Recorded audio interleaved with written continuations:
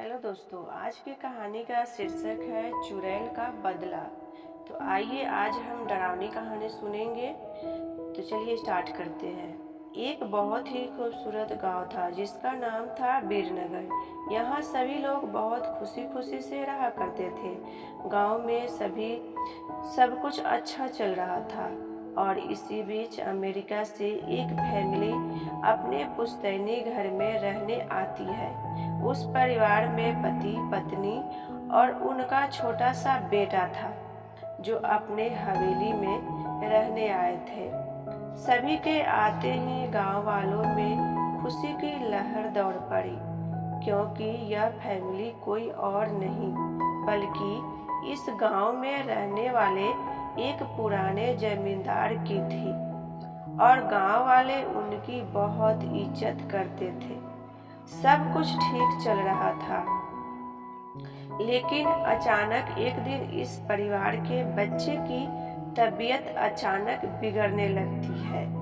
सभी को लगता है मौसम का परिवर्तन हुआ होगा, लेकिन बात तो कुछ और ही थी। धीरे धीरे लड़के का चेहरा नीला पड़ने लगा।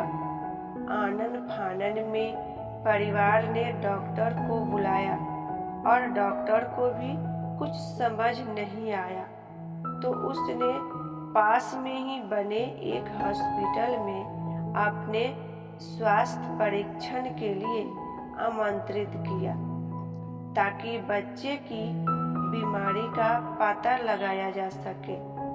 परिवार ने डॉक्टरों की सलाह अनुसार हॉस्पिटल जाना जरूरी समझा।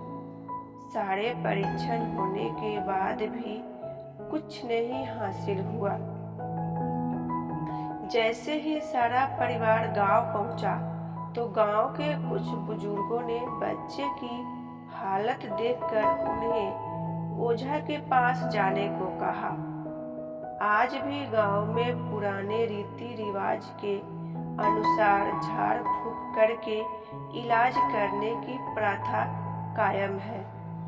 परिवार के सभी सदस्य बच्चे के लिए ओझा के पास भी जाने को तैयार हो गए। गांव के पास ही पहाड़ी में एक बाबा रहते थे जो कि काली विद्या में भी माहिर थे।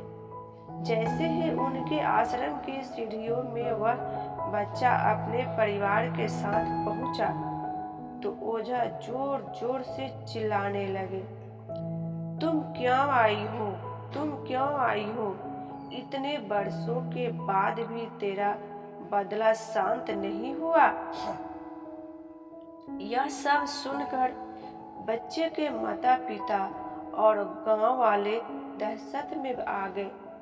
उन्हें समझ नहीं आया कि बाबा को इतना क्रोध क्यों आ रहा है, जबकि उन्हें अभी तक कोई बात बताई नहीं गई।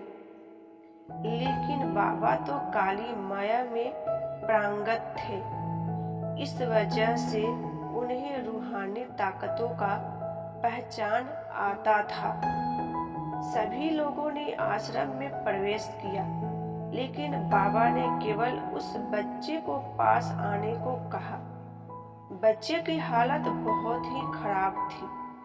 उसकी आंखें लाल हो चुकी थी, उसका शरीर नीला दिखाई पड़ रहा था और उसके शरीर का तापमान आम बुखार से कहीं ज्यादा था।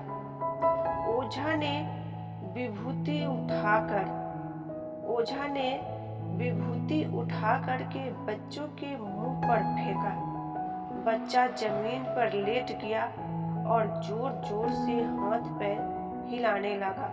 किसी को कुछ नहीं समझ आ रहा था कि बाबा की विभूति में क्या चमत्कार हुआ कि बच्चा अपने आप जमीन पर लेटकर ऐसी हरकतें करने लगा। तभी अचानक बच्चा अपने पैर के उंगलियों के बल खड़ा हो जाता है और बहुत ही खूंखार औरत की आवाज में ओझा को उसके पुराने नाम से बुलाया। अरे वो प्रेमनाथ, मैं तुझे नष्ट कर दूंगी। लड़के का ऐसा स्वर सुनकर उसके माँ बाप घबरा गए।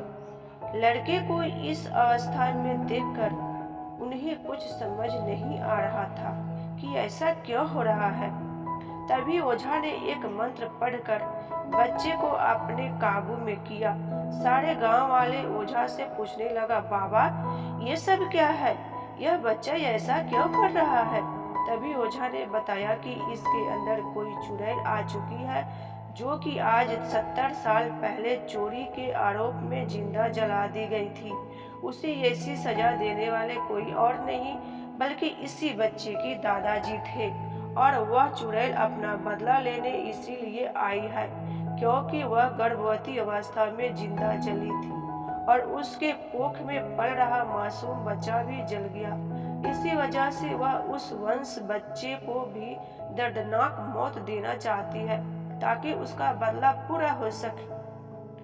ये सारी जानकारी जानने के बाद उसके परिवार वाले ओझा के सामने गिड़गिड़ाने लगे और अपने बच्चे की जान की भीख मांगने लगे।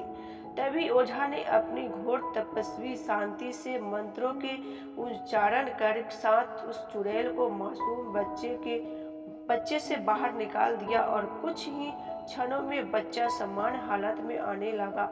सभी को लगा कि सब कुछ हमेशा के लिए ठीक हो गया, लेकिन नहीं, ये तो एक शुरुआत थी। तो आगे की कहानी सुनने के लिए हमारे चैनल को सब्सक्राइब कीजिए और अगला पार्ट आपको कल मिलेगी, तो आप इस कहानी को पूरा सुनिएगा। Thank you so much.